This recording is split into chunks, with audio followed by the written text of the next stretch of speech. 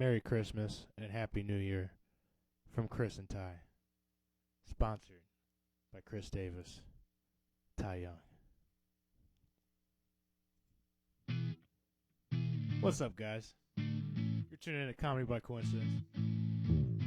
This is the New Year's episode. I don't know what number it is. We're so hungover. We didn't do our check. Happy New Year.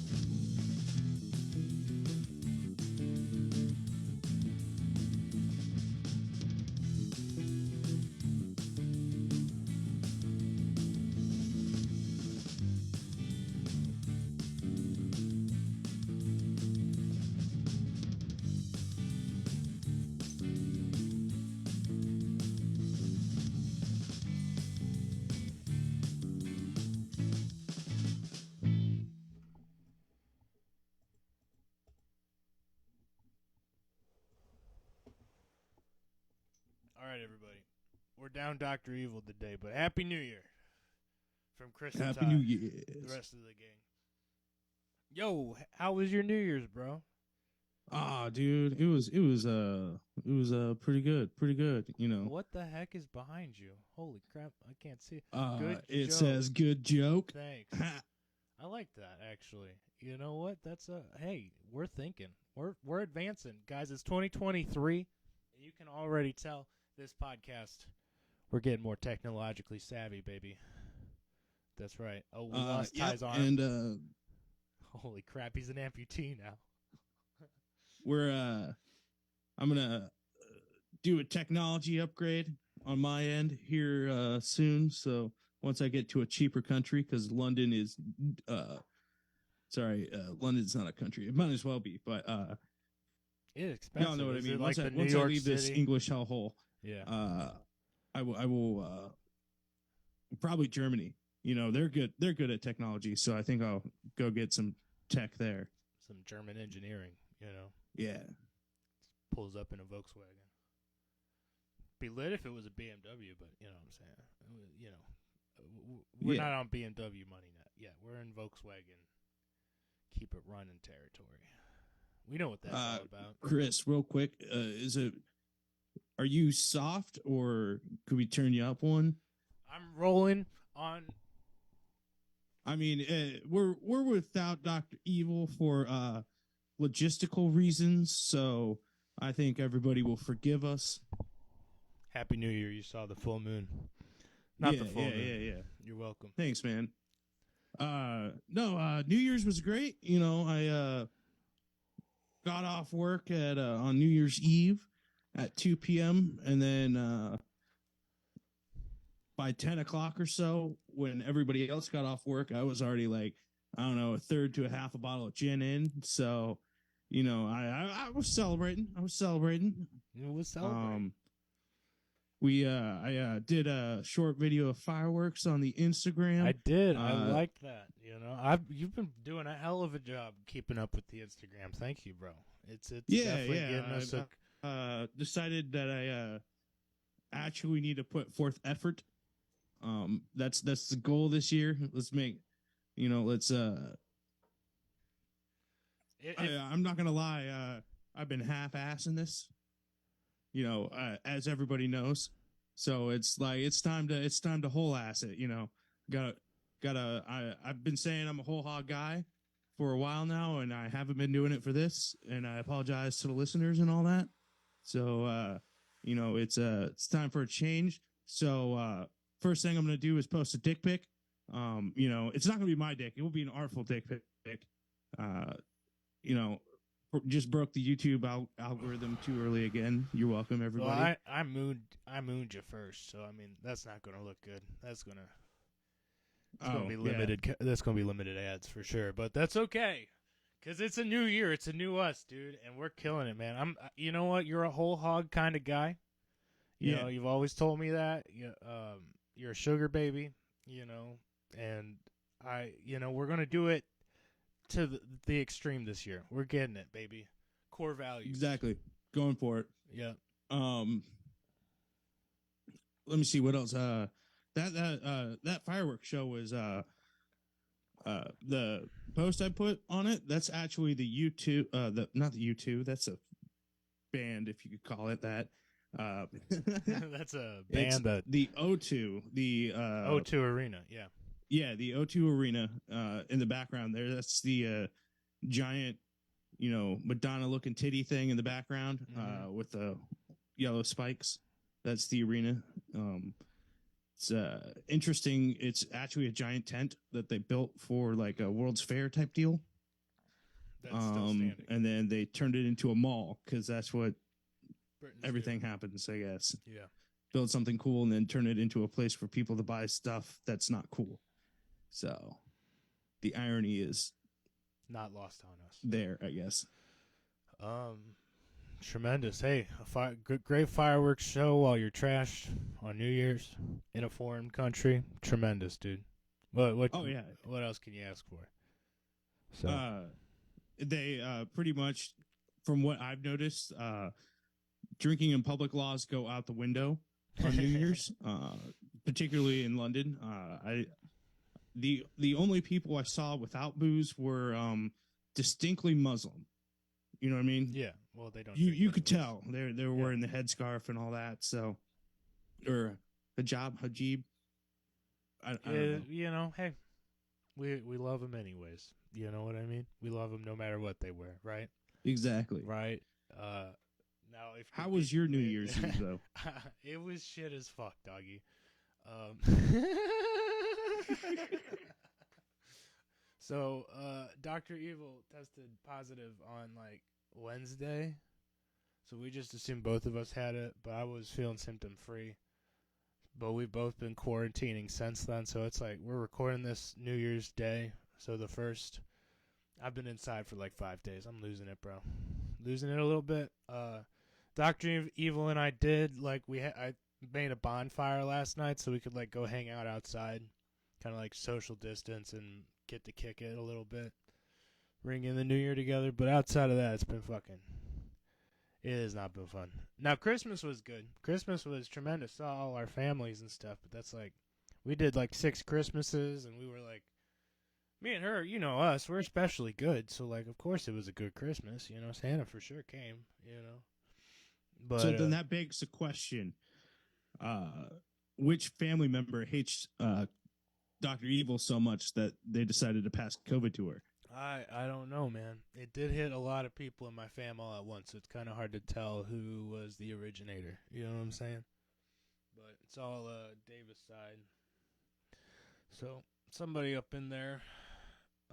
I'm not trying to put blame though. I'm no witch hunty kind of guy. It feels like an inside job. That's all I'm saying. Feels like an inside job. Sabotage, dude. It's the CCP for sure. Hey, I can't ask Dr. Evil to edit that out. Fuck. Also, all of our cusses are going to be in here for shizzle. Also, aren't going to have the sound effects again. That's just how it is, people. You know, we'll hopefully have her back next week. Hopefully your boy doesn't get sick. I'm trying not to. I'm doing my damnedest, you know what I mean? Like, fuck. We just But enough of me being sick. I'm doing fine. You know what I mean? We'll be fine. I want to hear about, you got an extra comedy show in, or 2. How many extra ones are you getting? Because you were only planning on doing the festival at first. In the past 2 weeks, I actually got 5 in. Proud of you. Proud of you. London's the spot to get comedy spots in the UK if you're still an open micer, and it's still one of those you got to plan ahead because you know Everybody's their thinking style that, here, I guess. Yeah. I don't know. Let me think here. I did the Lion's Den, which the show is called the Lion's Den Comedy Car Crash, and what a crash it is! Oh my fucking Lord! Holy, okay. You ever walk into a place and you just immediately feel like there should be like some Prozac in the crowd, maybe some Lexapro, you know what I mean? Like some hard antipsychotics. Yes. Just given to everybody around, just to make the room feel better, you know what I mean? It's a methadone clinic for sure. I could see that. Some real tough inner city rooms or something. Yeah, I feel you. Well, it's London's only walk up and sign up mic. Right.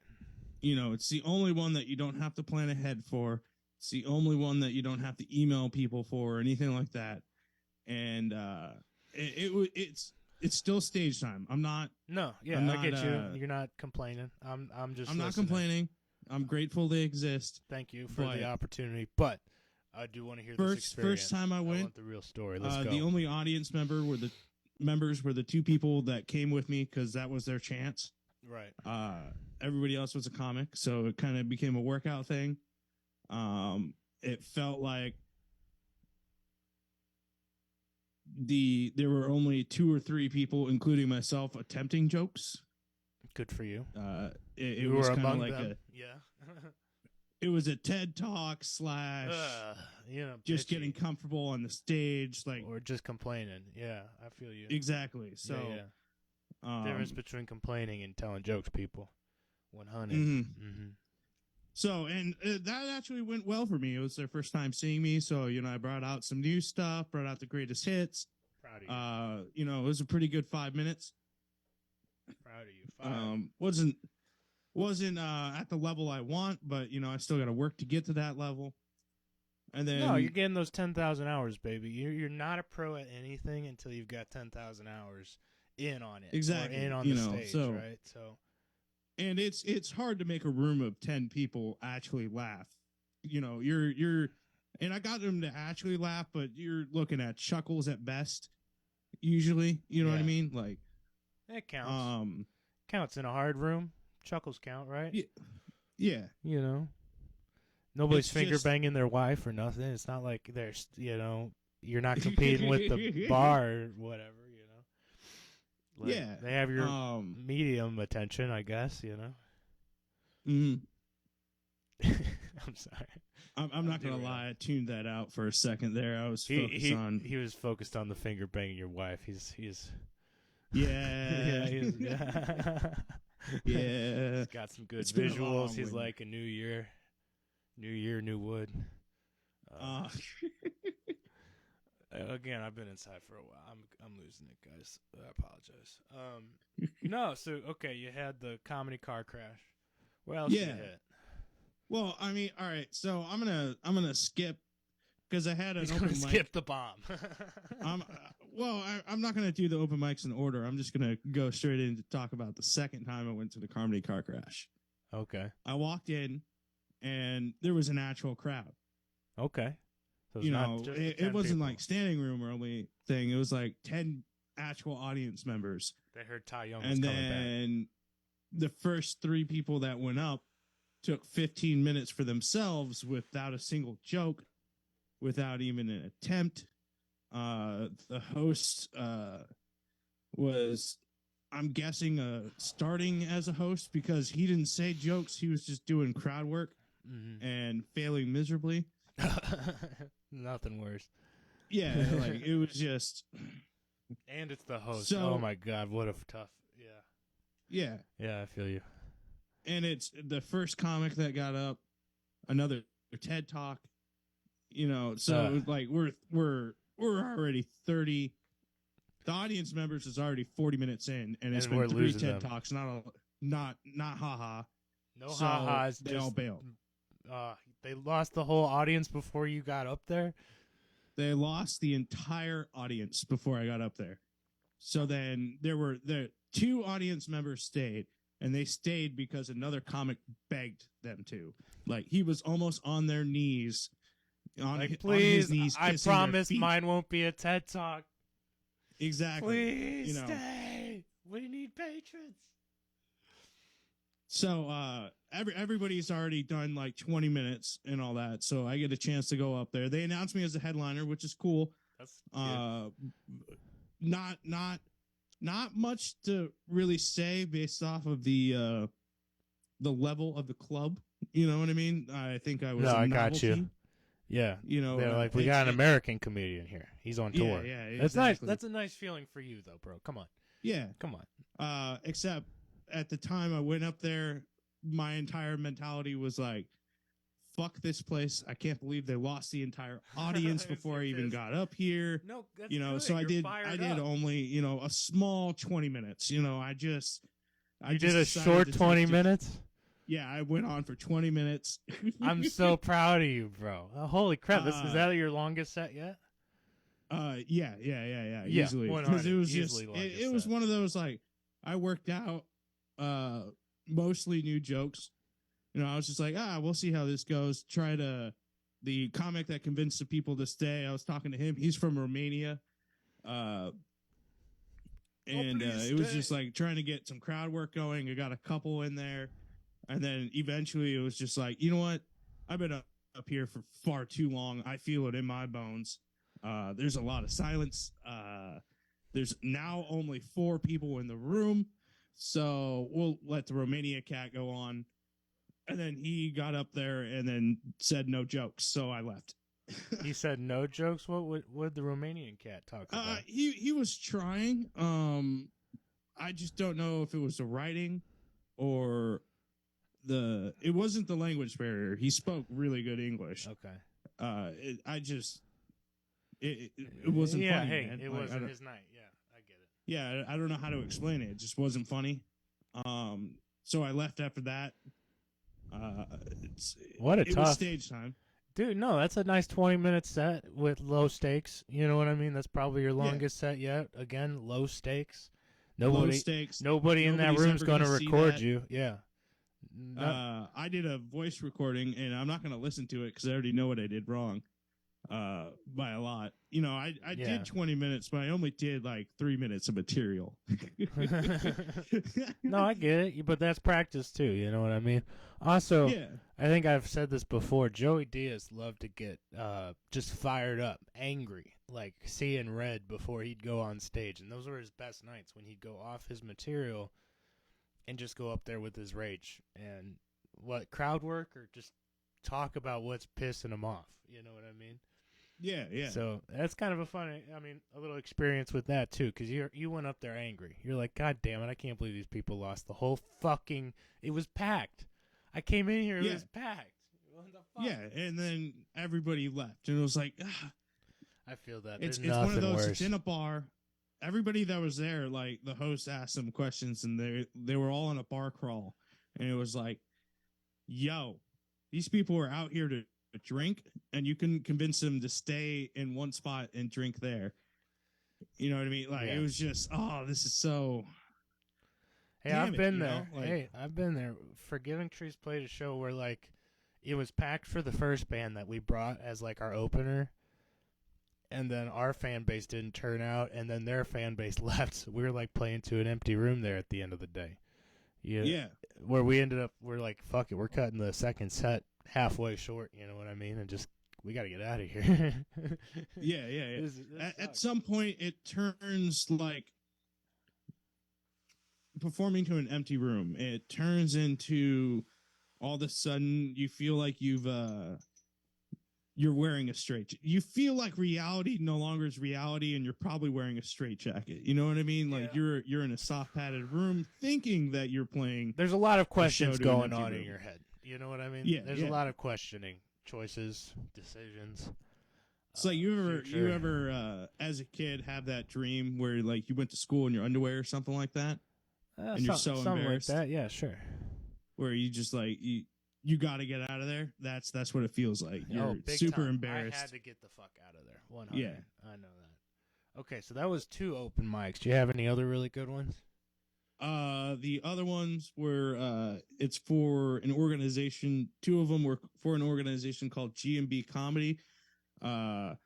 based off of the second night of that, I'm pretty sure it stands for gay and bisexual comedy. Nice. I'm not entirely sure. It just seemed like we love everybody, right? No, it's probably a shitty joke, but you know, it's.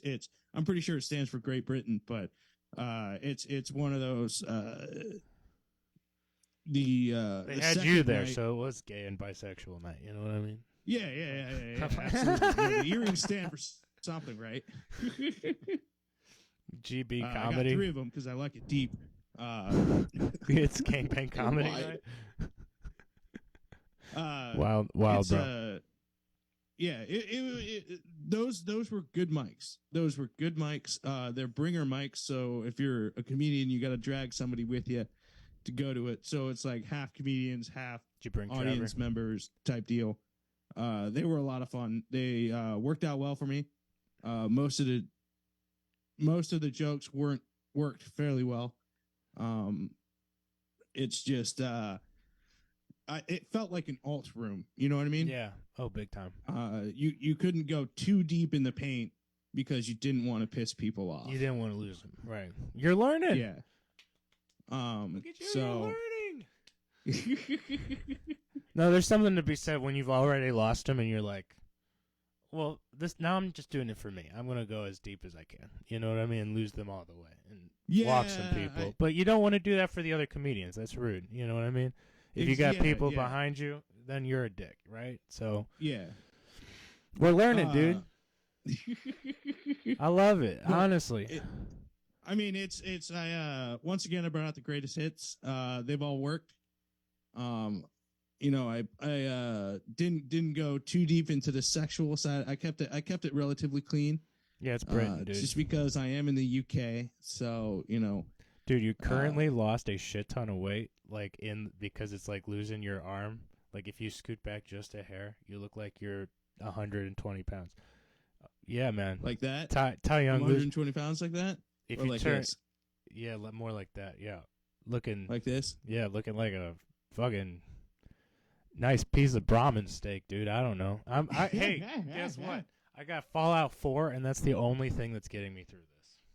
By the way, put like 12. Well, that's a bleak outlook in life. If that's all you've been doing for the past 5 days, man. Yeah, dude.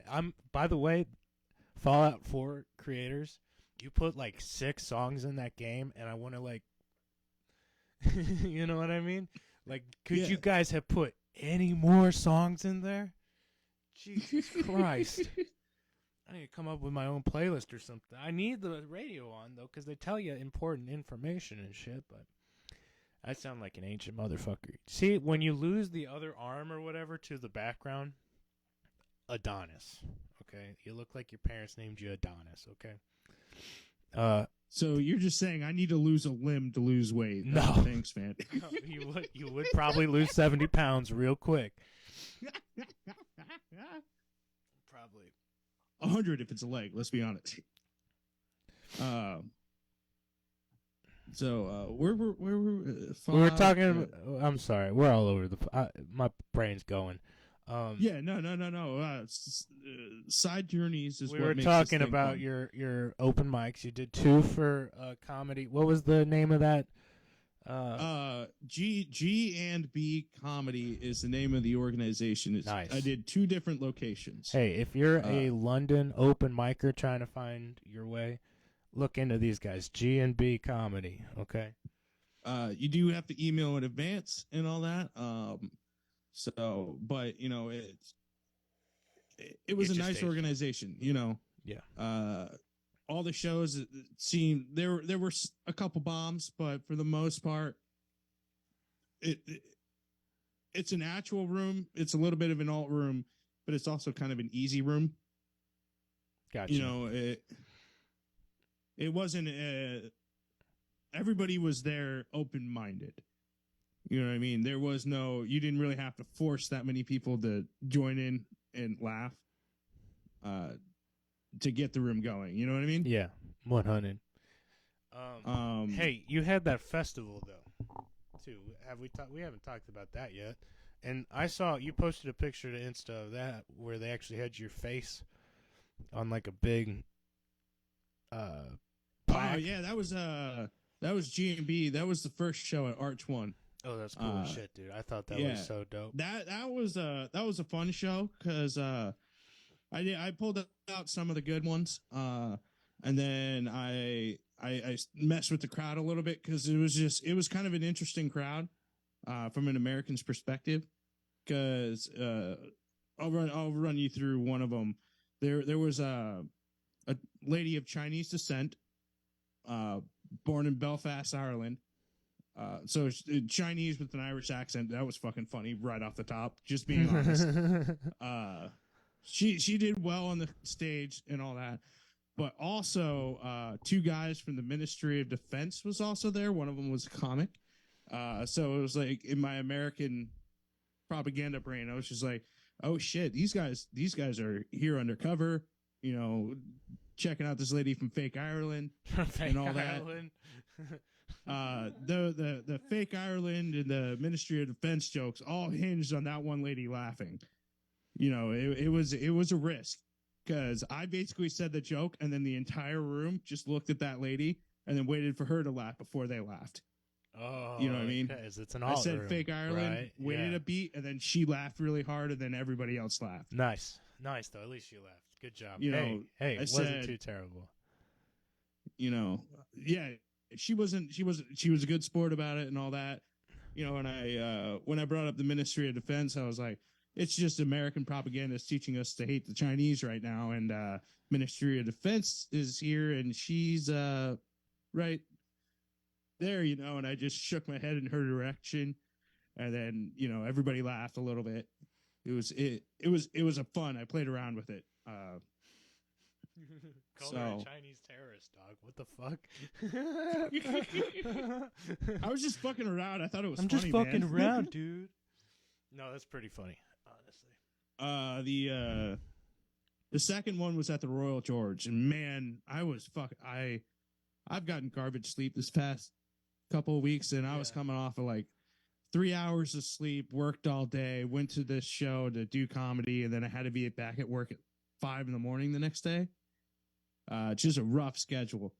Yeah. And I went up there, did my stuff. It worked out pretty well. But it was definitely an alt night because it was like half the comedians were kind of like, I'm gay and this is my story. The other half was like, I'm trans, this is my story. Couple were like, I'm disabled one way or another. This is my. It was very much this is my story night. So like I couldn't do Easiest Man to Kill. I couldn't, you know, do my disabled stuff. So it was like, okay, here's a couple straight jokes. Here's an awkward crapping story in Morocco. You know, just did toilet humor. Yeah, good. No, okay. Change it up from the regular theme. I feel you. Worked on stuff I wanted to work on, and it worked out well. But the one I posted with up the creek comedy on the Instagram, which you guys should check out. I'm working on it and getting better at it. Coincidence Instagram. Ty's doing great. That show was it's a blackout show, so it's you got to fight for your stage time. I've done this show once last year. I immediately got kicked off the stage after my free time of 2 minutes was up last year. Right. I survived 30 more seconds this year. Nice. You know, I got 2 minutes and 30 seconds before they kicked me off, which is progress. I'm taking it. But I'm the one that fucked that up. You know, I had him. I had him. And then I brought up the fact that I can do an English accent, and immediately they were just like, "Nope, shut him down. We can't let this American do an English accent." And it was just like my choice. We don't even want to hear it. yeah. My choice in going in that direction, I'm just everybody was just like, "Nope, no, we're done. We're good." Yeah, could have done some American accents, then they would have loved it. You guys aren't from around here. You guys want to hear Joey from New York, you know? But yeah, that was my fault, but I got some good new jokes out of it because it's one of those, you're fighting for every second you got up there, so you got to start with the obvious, what you look like, you know, what's the awkward situation in the room, You know what I mean? Like it's you gotta drag him in somehow. Proud of you, bro. It sounds like a good run in London, dude. After a dry spell, that sounds like a pretty good run. So proud of you, dude. Good Thank you. stuff. Thank you. You want to do some comedy news? By the way, the Zoom's going to time out here in just like a couple minutes. It seems like a good place to stop and restart before we do comedy news. Then. All right, then we'll pause real quick. And we're back with some comedy news for you, and we didn't even look any up. In fact, I got how one about, right off the. Yeah, I'm down with that. Go off the top. Barbara Walters died, which means comedy lives again. You know what I mean? Age 93. Host of The View. Been systematically trying to destroy comedians for years, and Ding Dong, the witch is dead. You know what I mean? Right. Right. No, thank God. I'm not wishing ill on the dead. She is dead, which is, depending on your point of view, fortunate and unfortunate. I mean, she was 93. That's a good long life. You know what I mean? Good. Yeah. It's a full life. Probably with some spite. Probably with a lot of good times. Let's be real. She was rich as fuck. So yeah.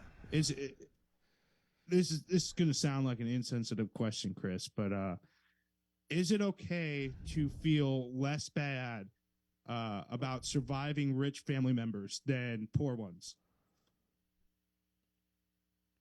Yes. Okay. I had to think about it. My brain's fucking up on me a little bit, but I'm here. Because I mean, money can't solve your happiness, but it can put you on a nice vacation after you get your mother's inheritance. You know what I mean? Exactly. No, I feel less bad. 100%. No, and I will say this: The View was like a cesspool of misogyny, and it also brought joy to millions. So, like, you know, I have zero opinion on The View. I did like some of Barbara Walters' interviews, and I gotta say, from a comedy perspective, from like, you know, the straight in an interview, you want a straight man to be hosting the interview, not like a straight cis white man. I'm talking like the straight man who can keep his shit together. And in this case, Barbara Walters was the perfect straight man. Like, she could keep her composure in any interview. And I really enjoyed. She interviewed James Brown when he tried to shotgun his wife, and then he just spent the entire time on coke promoting his Rio tour. Tremendous interview. I want you guys to go look it up right now. James Brown interview. It's like 1980. It's tremendous. Go check that out. I'm not going to lie. I kind of forgot that she once upon a time had a real job and did interviews. Some of those interviews. She's the one who interviewed Ozzy and was like, "Are you on drugs? Are you high right now?" And he goes, you know what I mean? That was Barbara Walters. Yeah, you want some? Shout out to, he just can't say no or yes. He just keeps going no. For like, anyway, so I'll miss some of those interviews, but what, you know, go look back on the good times, people. I want to talk about specifically comedy podcast news here at the tail end of 2022 going into 2023, because there's been a lot of different crazy news going on in the different comedy podcasts at the top of the games, right? Like, give me an example. What's a couple of your favorite comedy podcasts you listen to, buddy? Comedy podcast jokes or just comedy podcast? In general. I didn't catch the last word. What are some comedy podcasts you watch? Tim Dillon Show. Okay. Tim Dillon. He had a hell of a fucking year. Let's start there. Solid year. Would you say so? Some people wouldn't agree with you. I'm just saying a lot of the different podcast communities are upset. I'm not among them, but I wanted to report on them. You feel me? Wait. You want to hear some stuff? You want to hear from the Chris Davis? You want me to tell you what's good? I will. I would like. I love Tim Dillon. He's probably my favorite comedian right now. I don't want to misconstrue this. Yeah. However, I want to talk to you about comedy podcast news. Okay. Specifically on some of our favorite podcasts, and it's not going to be good. I want you to hear this from the boy, from your homie in America who's got the news. Okay, you know what I'm saying? I profess to a lot of people that I'm not a gossip, which makes me a liar. I want that dirt. Fire. Okay. I mean, so in review, Tim Dillon Show. Love it. My favorite garbage New York Long Islander. Had a great run with his producer and best friend, Ben Avery, right? Rip that relationship. Rest in peace. Because, well, what month did we lose Ben on the Tim Dillon Show, you think? I believe it was last month, probably, early December, maybe November. No. It was way earlier than that because Ben's already got his own podcast out. It's on like 7 or 8 episodes. Called Lemon Party, by the way, if anybody wants to check that out. But that was probably like, let's say, okay, I definitely happened while I was like down at the lake. And wait, like Lemon October. Party? That's what. Lemon Party? Yeah. Man, that sounds like a lemon. It was fucking too easy. I'm sorry. Yeah. You were down by the lake? What? So it was probably like October or maybe a hair earlier when that happened. Okay. Okay. Because it's been a couple months. That was kind of a shit show because Ben, it wasn't like he got fired. Ben quit from like verbal and abuse and just repeated not being able to take it anymore. You know what I mean? From all the shit Tim would put him through on the podcast for jokes. It started out as bits, right? But it got pretty fucking intense towards the end of Ben Avery's day. Wouldn't you agree? A little bit. Yes. I mean, it's one thing, and it's one thing to have a homie. Me and you joke a little bit, right? Because we're like really fucking good friends. Yes, but in particular, like the Tim Dillon Show didn't allow it. It was the Tim Dillon Show, so Ben Avery couldn't insult back. Right. You know what I mean? Like, and when he started to, oh my God, did it start to get really intense.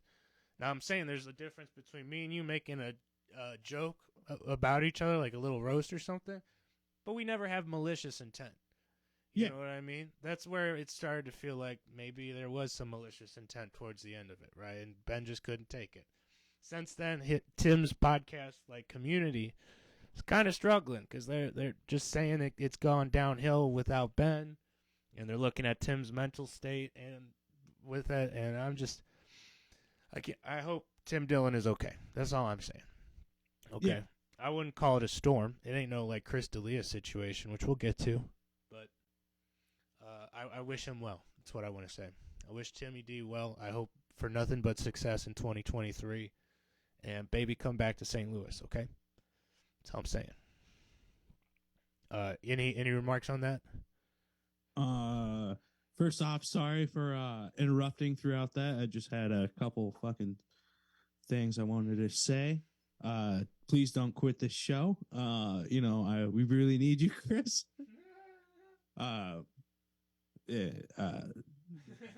What a serious fucking joke. That didn't work. All right. No, it's okay. It's okay.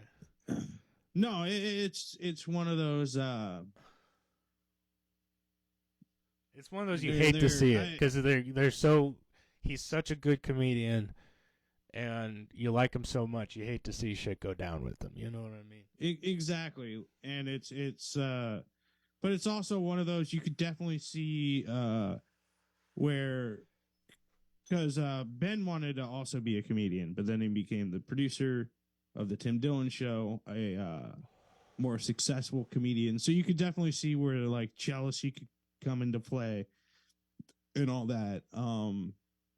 And you could definitely see where like Tim probably crossed the line a little bit, especially whenever he went on rants that also involved Ben Avery's wife. Yeah. You know what I mean? It seemed like a possible, Will Smith situation of brewing, keep my wife's names out of your fucking mouth type deal. You know what I mean? 100. So, but unfortunately Ben is white, so he left before he got to the violence part. That was fucked up. I'm sorry, everybody. That was too far. I had to not say what I was thinking, so it's okay. Yeah, no, that was... I censored myself, Dr. Evil, wherever you are, looking down on us, literally from upstairs. No, it's okay. Let's move on from this. We wish Tim Dillon well, man. We love you. Come back to St. Louis. I hope you have a great 2023 and that, like, you turn the podcast into something great again. You know what I mean? Or continue to keep it great. How about that? You can see them searching for a new direction. They just haven't quite gotten it yet. Yeah, and it's understandable. It happens. Hey, what other favorite podcasts you got? You did mention the Chris D'Elia show. Okay, yeah, he had that big YouTube doc just come out like a week ago. It's called The Chris D'Elia Problem. I haven't watched it yet. Dr. Evil did, and she said it was pretty damning. And then I've heard Giannis talk about it a little bit too. I'm just... Man, yeah, if you're a Chris D'Elia fan, you're going to have trouble being a fan if you watch that shit. So, I don't know. The more you know, though, and it's pretty, you know, I don't want to talk about it too much. Since Dr. Evil talked to you about it, what is our producer's official opinion and our official opinion? Our official opinion is we're staying out of it, dude. I want to neither like support nor what's the word? Yeah, absolutely. I like that. Abstain from the conversation on this one because if any of it is true, side with the oppressors. If any of it is true, it's pretty sick and depraved, and I would not want to support any of that. You know what I mean? What? I'm asking for deeds. Are we talking? Let's make this salacious. You know what I mean? Okay. Like, Chris D'Elia has always called his fans the cult, right? He started a cult. Well, that's what he called his fan base, was join the cult, and now they rebranded it on YouTube to Super Cult, keeping it going. But that, like, before the whole allegations came out, he would call everybody the babies, and he said was like the thing was join the cult. He might have, the way they make it look in this doc is like he was literally trying to start a like harem cult in California, and they interview 6 different. I don't want to say 6. I don't want to get numbers wrong. They interview multiple survivors. And I don't know, man. It's pretty damning. I don't want to speak too much without having watched it. Okay, so I want you. If you're a fan of Chris D'Elia, you might want to go check that out and see what the deal is, and maybe let us know in a voicemail or something. Okay. Can you give us a name and location? I believe you said YouTube. Yeah, yes, sir. It's called the Chris D'Elia Problem. Go check that out. That's tough because it's tough, dude.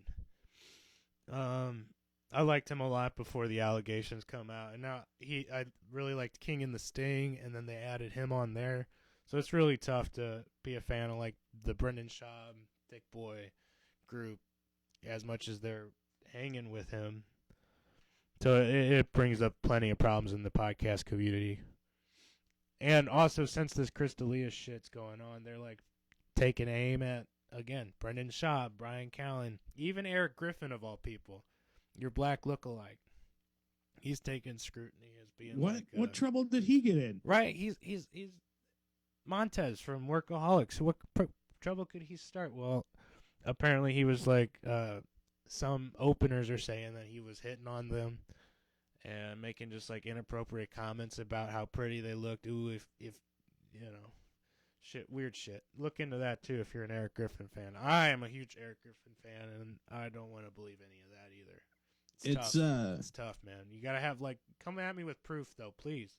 If y'all making these allegations, hit us with 100% undeniable, please. And I know it's not always available, so it's tough, man. It's a real tough. Hey, Ty, don't be raping people. We don't need those problems down the road. Okay. I recently discovered that I am good. I was thinking back through a couple mics where some ladies walked up and talked to me shortly after I got off stage, and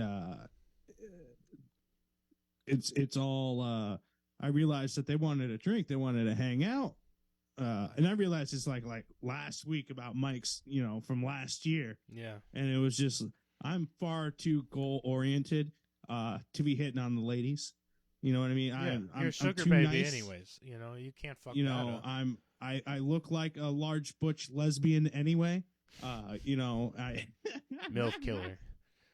It's one of those. I want the ha-has, and if I can't get the ha-has out of you, then I'm not gonna, you know what I mean? Like I'm too goal oriented to hit on the ladies, unless you are the goal. At which point I become a creep, and then I just don't do it because I don't want to be a creep. Right.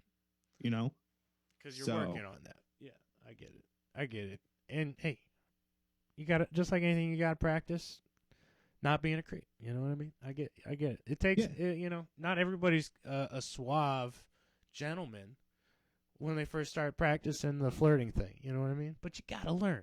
You know what I mean? I've know what'll help? That, cologne. I discovered a good way to practice not being a creep is to trim your nose hairs. Yeah. If you just look at the creepy videos online, you'll discover there's a lot of untrimmed nose hairs. So, it's a simple 5-second little solution just to uncreep your day. Right. And you know what also help? A little cologne. That's all I'm saying. A little cologne. You are right. You are right. Long way, baby. A little how Unless you doing? You get, the creep cologne, at which point, good luck. Yeah, good luck, dude. You got to get that. Axe fly spray is not for everybody. No. Hey, a little bit more podcast news. So that one of my other favorite ones is YMH Studios. Okay, that's your Tom Segura and Christina Pajitsky and all their affiliates, right? Solid one. Their subreddit, their YMH Studios subreddit, has turned on them, saying that they've become unrelatable. A few weeks ago on Two Bears One Cave, Tom Segura went off on poor fans who were mad at him for talking about his large sums of money and fancy cars and shit. Like, went off on the fans, telling them to work harder and don't be upset with me, be upset with you. And that turned off a lot of fans. But then a lot of people are upset with them for just like their whole thing now is watching TikTok videos and like describing them, and feels low par, low energy. Tom's always away, and it's kind of like on that never-ending tour of his. So like it's kind of visible on Christina's mental health that she's kind of wearing a little bit. It seems like their relationship isn't doing super hot. You can tell there's like a little bit of, I don't want to like say anything too drastic, but definitely a little bit of tension on the podcast between them when they do their like openings and stuff. Like, I'll give you an example on this very last week. I mean, Tom keeps bringing up like porn stars and who's hot and this and that, like other women and shit. Like specifically talking about porn stars and porn stars he's met and stuff. And Christina goes, if I did porn, would you love me like that? Like, would you love me like your porn girls if I decided to do porn? He was like, what the fuck kind of question is that? That's just really sad, Christina. Why the fuck would you think that? One without the safety on, that is unloaded. Yeah, go watch that. It happens like within the first 8 to 10 minutes, I think. You know what I mean? It's something like that every episode, bro. It's been like that for a month or two, and I think the fans definitely, Dr. Evil and I caught on to that a little bit. But there's just some bad vibes all across. There's like little fires going on all across the frickin' podcast community. And it's all with our favorite podcast, and it sucks, man. It makes me want to go and like, I mean, I don't want to like not be a patron or nothing, but it's hard to find. And we're talking about the comedy world too. Who in the comedy world is like super clean? Even the cleanest comics are fucking weirdos at the end of the day. You know what I mean? We're insane. Who made it work? Yeah, we're insane. Absolutely. It's just tough. It's tough. Who you gonna look up to? But it's YMH. Let's get specific about it. It's something that kind of really blew up during the pandemic. They basically made their own studio with multiple rooms, multiple shows and stuff. I mean, they've been doing it for 10 years. I don't want to just limit it down to the pandemic made them, because they've been. Yeah. You know what I mean? I get it. But it really blew up when nobody had shit to do. I get that too. Exactly. Like No, I feel they've been popular for a long time with fucked up videos and shit like that. But it's one of those, and they started doing the live shows, and it's Tom and Christina running the whole shebang.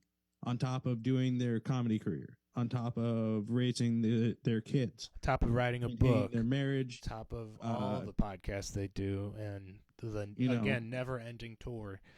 The exactly Tom's coming everywhere. So it's one of those. It's a shame. Again, I'm sorry to bring up all these shitty fucking topics for the new year, but like, I want my comedy world to know, man. I think the comedy podcast Chris, world is in trouble a little bit. And you know Chris, where the only bastion of hope is?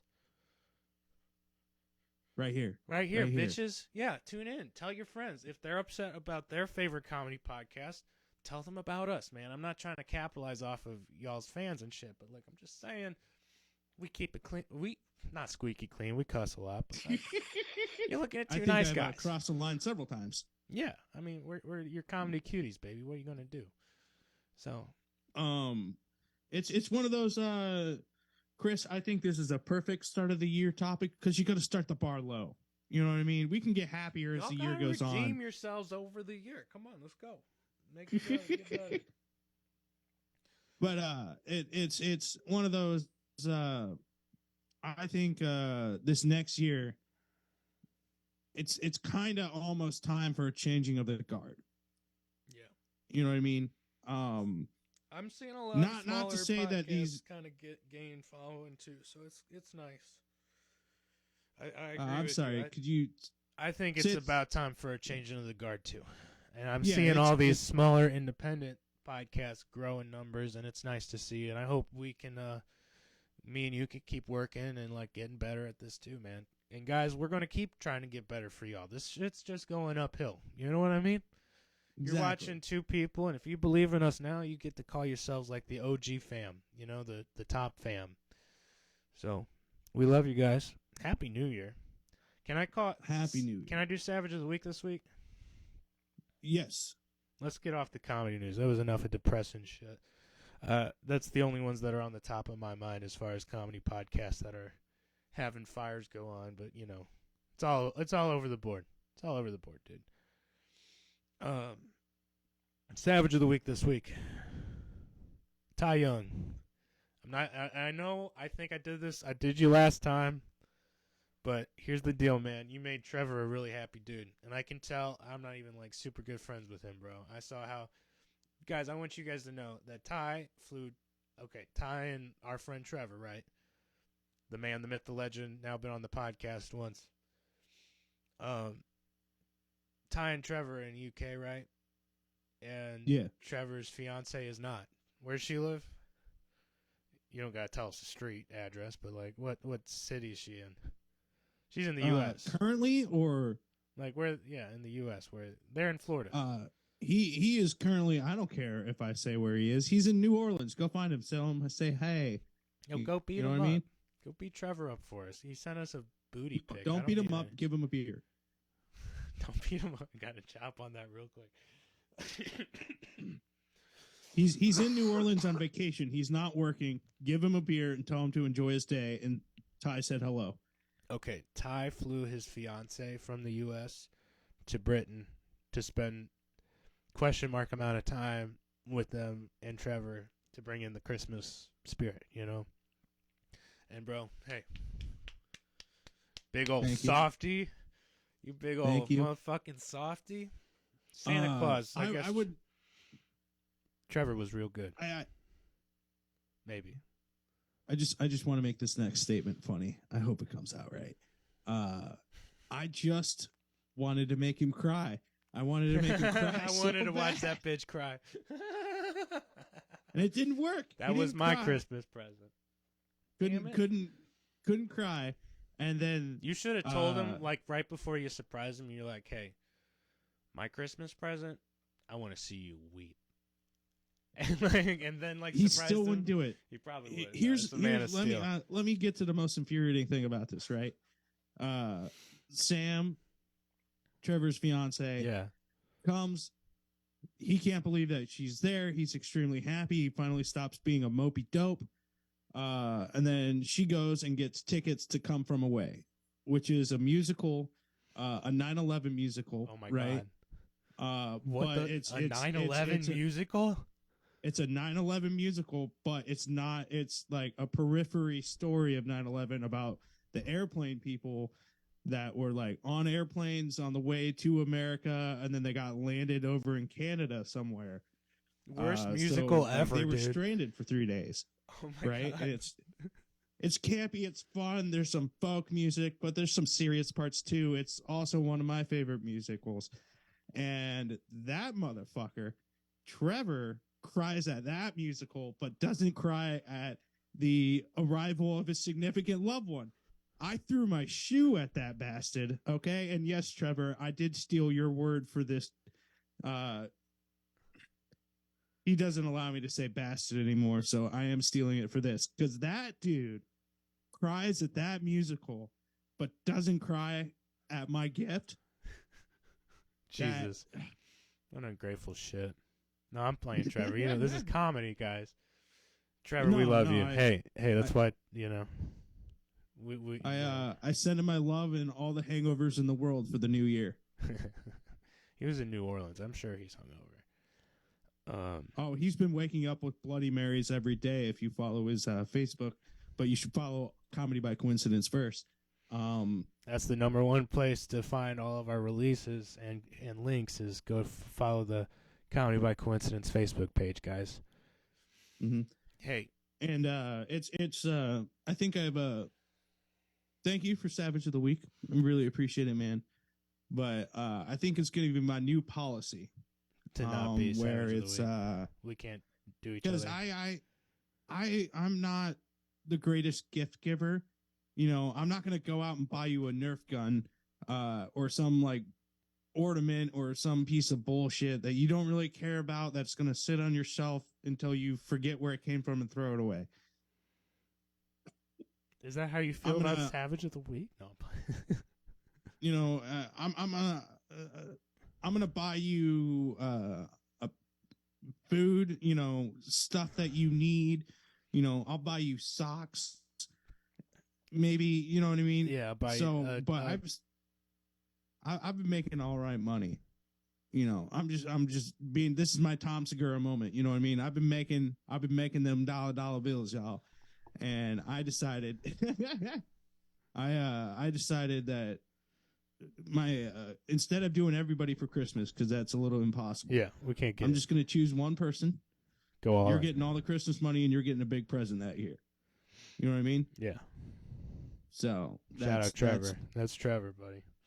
What a special dude. You got anything else you want to add for our listeners for the New Year's episode, buddy? New Year's. Do we want to pretend that we're doing resolutions? No. Just try to be guys. We don't need to do resolutions. Just try to be better. Do new positive things instead of taking away bad ones. Oh, I know. I stopped smoking for good. I only smoke for bad now. Oh, excellent. I like it. Yeah. That's what I'm telling everybody. So like better not bring it up. So, does that mean you're also am I going to have to get on the no smoking train? No. I'm only smoking for bad. Meaning you were just going for the okay. Meaning bad intent. Okay. Yeah. I was worried cuz No, not right now. So, yeah. I'm becoming a Sith Lord. So okay. New Year's resolutions. So we're smoking for bad. So crystal meth. No. Are we going that far? No. I'm just saying, like, when people are like, "Oh, I thought you quit smoking for good." Yeah, I started smoking for bad, and then you do like something mean to them. So watch out, bitches. Don't ask. That's all I'm saying. Just don't ask. You don't want to find out. I felt like I needed more anarchy in my life and less harmony. So I just decided to start smoking my cigarettes furiously. For bad intent, yeah. Going hard. You know, 2 drags. I'm going to do 2 drags now and the entire stick is done. Yeah, you know how I used to go find the most convenient place for everybody around me for me to smoke? Yeah. Like, get away from everybody, be polite, nobody wants to smell that. That's over. I'm smoking everywhere. Smoking everywhere, around everybody, anytime, anywhere, enclosed or not. I'm going to just whip it out. People will be like, what the fuck are you doing? Are you smoking in here? And I'm going to say, yeah. And they say, what are you thinking? I'm like, I'm smoking for bad. I think you should take it a step further and exclusively smoke inside of preschools. You know what I mean? Shit. Get these kids starting young. Be the best teacher who smokes cigarettes inside ever. Yeah. Open up a window. They'll be fine. Yeah. No, hey, kid, light some incense for me.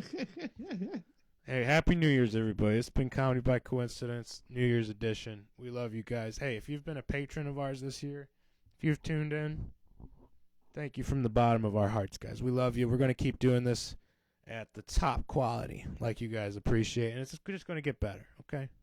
So, we appreciate, let me just say, it's been a good banner year, to all of our listeners, and for the podcast, I believe it's improved a lot. We're gonna keep going, and we can't do that without your help. Yeah. Yes, tell your this friends. is a pandering bit. Share it, comment, like, all that stuff. It all helps, dude. But like the most important thing, Ty, what is it? Tell your friends. Tell your friends, dude. Tell your friends about the genius of Ty Young's comedy and Chris's music. Go check out Forgiving Tree, guys. Listen to it on YouTube, any streaming spot. Go check out, go follow Comedy by Coincidence on every streaming platform. Wait, Chris. Yeah. I just thought of something. Yeah. Why are we limiting it to friends? We should change it. Tell strangers. Tell strangers about it. Why not? It's easier. At the grocery store. The bank teller. It might actually be easier. You over. Yeah, dude. It might be easier than telling your friends who you don't want to piss off, right? Exactly. Dude, I watch this podcast. Dude, we need to get some merch so that they don't even got to bring it up. People can just ask them about it. Start the conversation. Maybe they'll tell you about, the podcast they listen to. Yeah. But remember, Comedy by Coincidence on everything. We got a TikTok now. We got nothing on the TikTok, but something eventually will. That's absolutely right. We'll get there. And go follow that Instagram. Ty Young's doing great at it. I love following his journeys throughout the world there. You know what I mean? And you can always, sometimes I post when the episodes drop there too. So, and then follow the Facebook page. Guys, I got to get out of here. I'm not feeling good. I got to roll. I love you guys. Happy New Year's. Happy New Year's. Give Chris and Kelly your thoughts and prayers, as the politicians say. Hope they get through their times of sickness. Yeah, man, love and respect, everybody. Hope y'all stay happy and healthy. Merry Christmas.